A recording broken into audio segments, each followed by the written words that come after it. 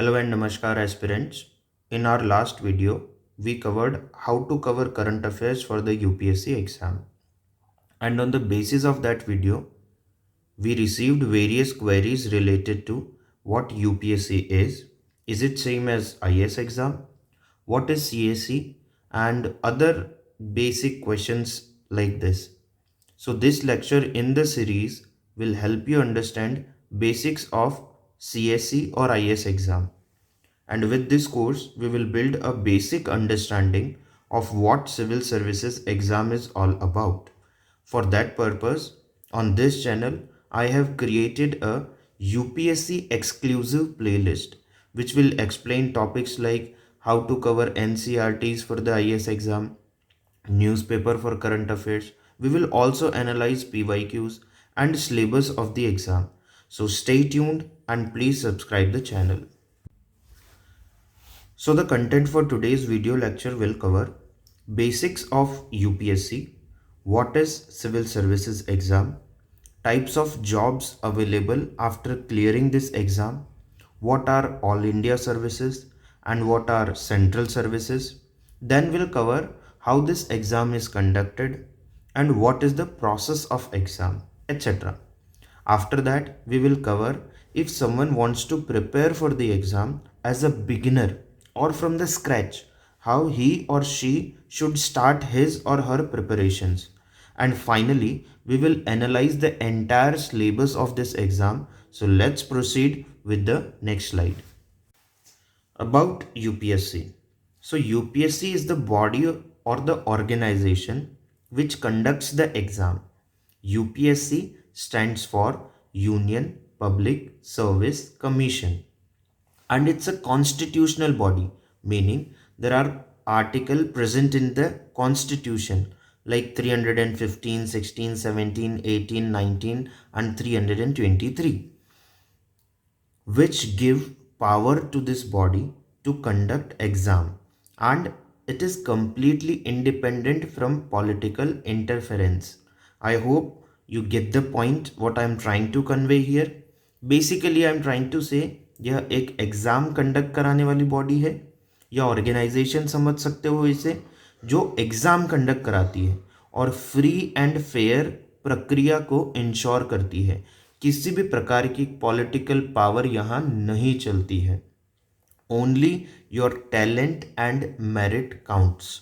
So this body called UPSC conduct various exams like civil services exam, CDS exam, CAPF exams, etc. So in the last slide we understood that UPSC is a body, or we can say constitutional body, which conducts various exams for the selection of officers.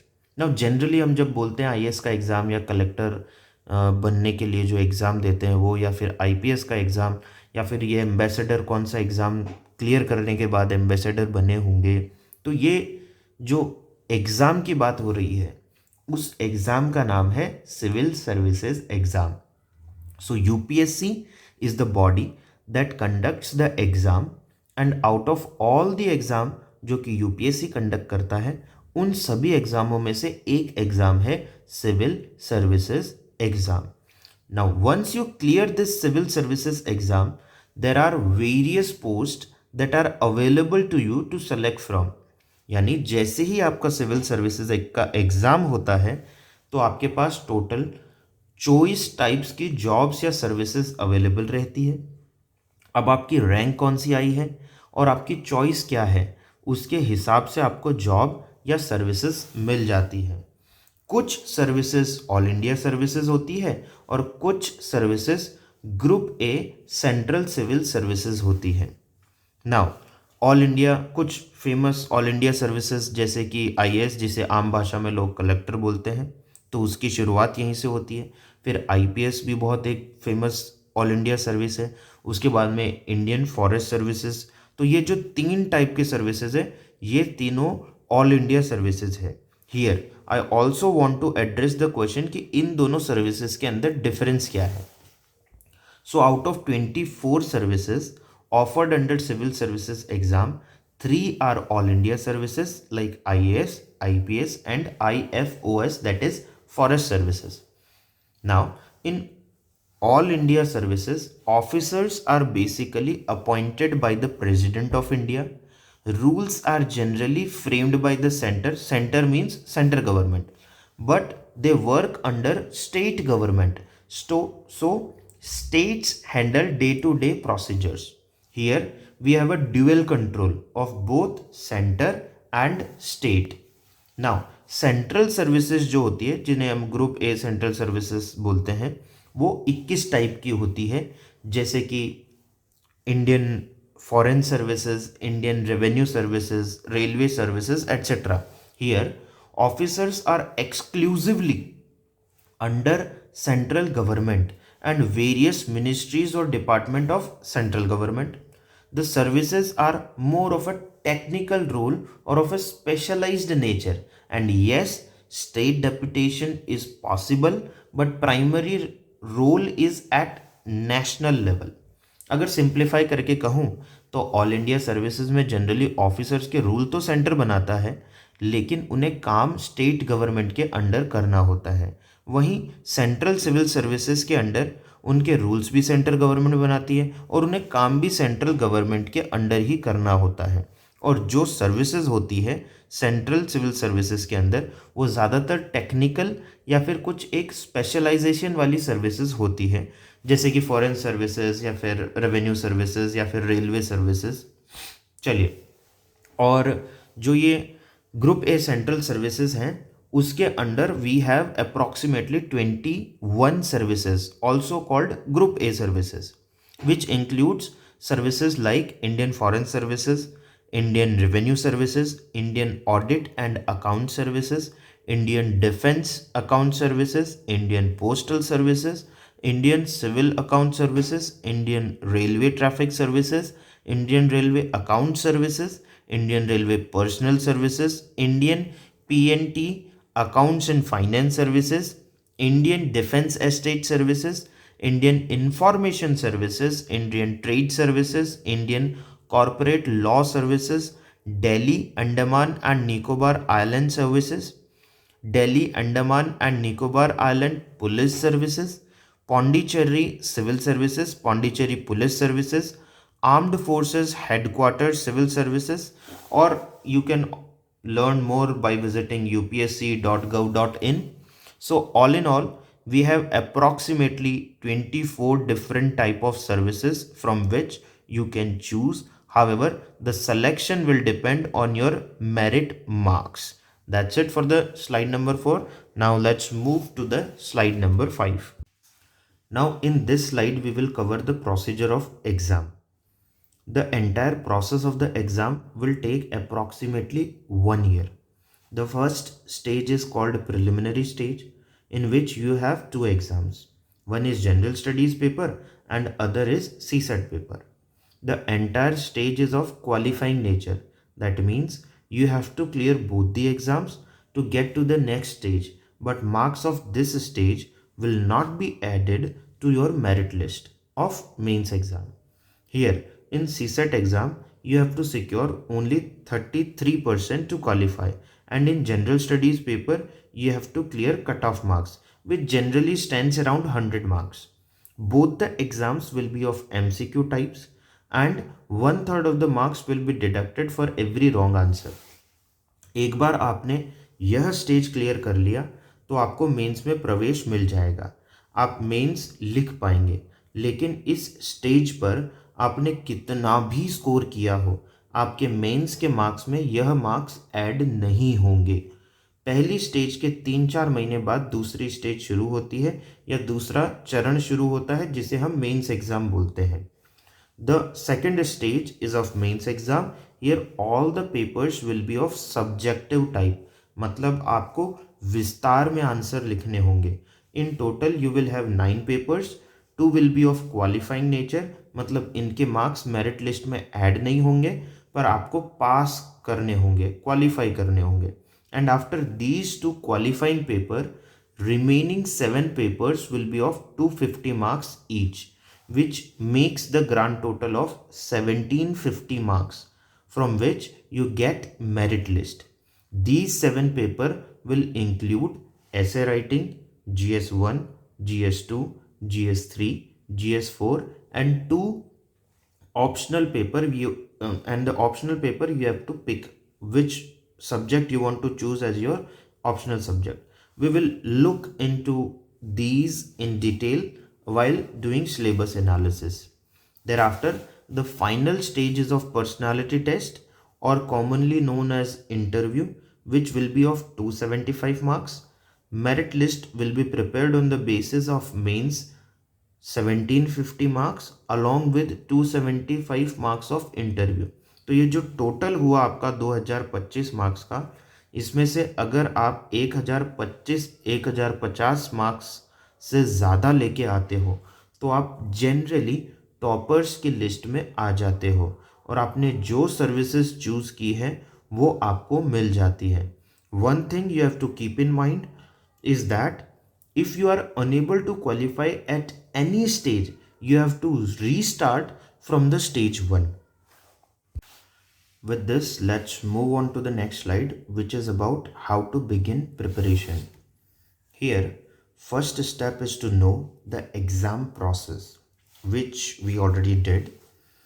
Then target why you want to fight this exam so that you have clear purpose. And preparation बहुत लंबी होती है। जब purpose की clarity होती है तो हम भटकते नहीं हैं और वो हमारे लिए इस लॉन्ग और हार्ड प्रिपरेशन के अंदर इंस्पिरेशन का काम करती है। Then identify how much time you have for this exam. You have to also ensure that you are eligible for this exam. Generally, if you are graduate and in the age bracket of 21 to 32 years, you can appear for the exam. However, certain relaxations are also given to reserved category. So you can know about this in detail from upsc.gov.in. After this, you have to understand the syllabus, and on the basis of this, prepare a strategy. These all steps will be your pre-preparation. Means exam की तैयारी शुरू करने से पहले ये सब चीज़ों के बारे में आपको जान लेना चाहिए। इनके बारे में आपको क्लियरिटी होनी चाहिए। एक बार अगर इन सब के बारे में जान लिया तो आप अच्छे से तैयारी शुरू करने के लिए रेडी हैं। Now if you have more than 2 years of time before appearing in the exam, the basic thing you should do is develop your interest in the exam. उसके लिए हम न्यूज़पेपर और बेसिक NCERT से शुरुआत कर सकते हैं। And remember, it's not important whether you are able to complete newspaper in a day or not, but more importantly you should develop habit of reading newspaper daily. अगर अभी से race में लग गए कि नहीं मुझे आज का न्यूज़पेपर आज के अंदर ही कंप्लीट करना है, ये करना है, तो धीरे धीरे इंटरेस्ट डेवलप नहीं होगा और जैसे ही इंटरेस्ट मर जाएगा न्यूज़पेपर पढ़ना बहुत मुश्किल हो जाएगा। Along with the newspaper, start with the NCERTs from 6th standard onwards and cover all the topics mentioned in the syllabus. From these NCERTs, it will not be sufficient, but it will develop your understanding about the syllabus, develop the base for advanced preparations. और NCERT बच्चों को समझ में आ जाए इस तरीके से लिखी गई है तो विदाउट एनी डिफ़िकल्टी आप चीज़ों को समझ पाएंगे और सिलेबस के प्रति अपना इंटरेस्ट डेवलप कर पाएंगे और यही बेस आपका एडवांस प्रिपरेशन में आपको बहुत काम में आने वाला है। कई बार तो डायरेक्ट NCERT में से ही क्वेश्चंस एग्ज़ाम्स में आ जाते हैं, इसलिए बिगनर्स NCERT से शुरुआत कर सकते हैं जो हम धीरे धीरे इस चैनल पर भी करवाने वाले हैं। Next, if you have less than 2 years, then start preparing from standard books, follow the PYQs and syllabus and in-tune your preparation accordingly. And in final phase, when you are 5 or 6 months away from the exams, revise a lot rather than looking for new sources for the new content. Appear in standard test series and analyze previous year question papers. Keep in mind that for all the three stages, that is prelims, mains and interview, you have to prepare simultaneously for all these three stages, not in silos. यानी कि तीनों stages के लिए एक साथ prepare करें। ऐसा नहीं करें कि मैं अपनी पर्सनालिटी को तब ग्रूम करूँगा जब मेरे मेंस एग्ज़ाम क्लियर हो जाएंगे और 2 महीने बाद में मेरा इंटरव्यू होगा, तब मैं पर्सनालिटी को ग्रूम करूँगा, तब मैं अपनी हॉबीज़ को इनकलकेट करूँगा और तब मैं इंटरव्यू के लिए प्रिपेयर करूँगा। अगर ऐसा करोगे तो फंस जाओगे। और साथ ही साथ में प्रीलिम्स जब कर रहे हो तो मेंस के जैसे जैसे टॉपिक्स कंप्लीट होते रहे वैसे वैसे मेंस के भी आंसर राइटिंग प्रैक्टिस करने हैं। जैसे जैसे टॉपिक कंप्लीट हो जाए वैसे वैसे प्रीलिम्स के एमसीक्यूज भी अटेम्प्ट करने हैं, भले ही गलत जाए या सही, धीरे धीरे इम्प्रूव करना है। तो ये स्ट्रेटेजी हमें प्रिपरेशन के दौरान अपनानी है। So in the 6 slides, we addressed basic questions about UPSC and CSC exam. In the later part or the second part of the video, we will analyze detailed syllabus of UPSC so that you can start your preparation according to syllabus, which is the cornerstone of your journey. So stay tuned and do subscribe and share the channel. Thank you and have a nice day.